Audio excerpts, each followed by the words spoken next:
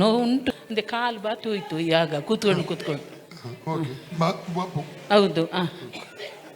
ಸೊಂಟ ನೋವು ಉಂಟಾ ಈಗ? ಸೊಂಟ ನೋವು ಉಂಟು, ಈಗ ಉಂಟು. ಸೈಡಲ್ಲಿ ಹೀಗೆ ಮಾಡುವಾಗ ನೋವು ಇಲ್ಲಿ ಎಳೆಯುವುದು. ಮತ್ತು BP, ಥೈರಾಯ್ಡ್.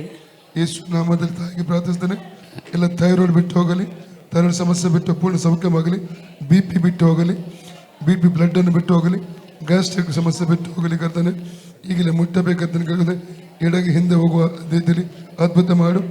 ದಮ್ಮಿನ ಸ್ಪಿರಿಟ್ ಬಿಟ್ಟು ಹೋಗಲಿ ಕರ್ತನೆ, ಅಸ್ತಮ ಸ್ಪಿರಿಟ್ ಬಿಟ್ಟು ಹೋಗಲಿ, ಬ್ರೀತಿಂಗ್ ನಾರ್ಮಲ್ ಆಗಿ ಮಾಡುವಂತ ಸಹಾಯ ಮಾಡು. In the name of Jesus ಸೊಂಟನ್ನು ಬಿಟ್ಟು ಹೋಗಲಿ, ನೇಮ್ ಆಫ್ ಜೀಸಸ್ ಫ್ರೀ ಆಗಲಿ, ನೇಮ್ ಆಫ್ ಜೀಸಸ್.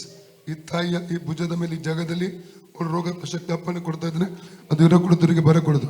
ಲೂಕ 10:19 ಅವುಗಳನ್ನು ಚೇಡುಗಳನ್ನು ವೈರ್ಯ ಸಮಸ್ತವನ್ನು ತೊಳೆದಕ್ಕೆ ಅಧಿಕಾರ ಶಕ್ತಿ ನೆನೆಸಿಕೊಟ್ಟಿದ್ದಾನೆ. ಆದ್ರಿಂದ ಅದಕ್ಕೆ ಕೇಳು ಮಾಡುದು ನೆನೆಸಿಬಿಡೋದು ಫ್ರೀ ಆಗಲಿ. ಸರ್ ಮತ್ತೆ ಕಟ್ಟು ಅಡಿಯಲಿ, ಬಂಧನ ಅಡಿಯಲಿ, ಕೈ ಭುಜ ಫ್ರೀ ಆಗಲಿ, ಆ ಜಾಯಿಂಟ್ ಫ್ರೀ ಆಗಲಿ, ನರಗಳು ಫ್ರೀ ಆಗಲಿ, ಹಿಂದಕ್ಕೆ ನಾರ್ಮಲ್ ಹೋಗುವಂತೆ ಅದ್ಭುತ ಮಾಡು ಸ್ವಾಮಿ. ಫ್ರೀ ಆಗಲಿ ಸರ್ ನಮ್ಮದು ಯೇಸುವಿನ ನಾಮದಲ್ಲಿ.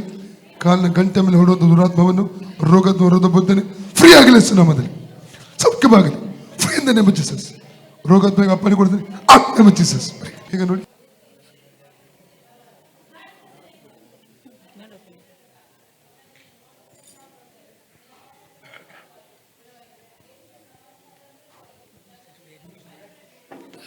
ಈಗ ಕಡಿಮೆ ಆಯಿತು, ಇತ್ತೀಚೆಗೆ ಈಗ ಕಡಿಮೆ ಆಯಿತು. ಯೇಸುವೆ ಯೇಸುವೆ ನನಗೆ ಸೌಖ್ಯ ಕೊಟ್ಟಿದ್ದಕ್ಕೆ ಸ್ತೋತ್ರ.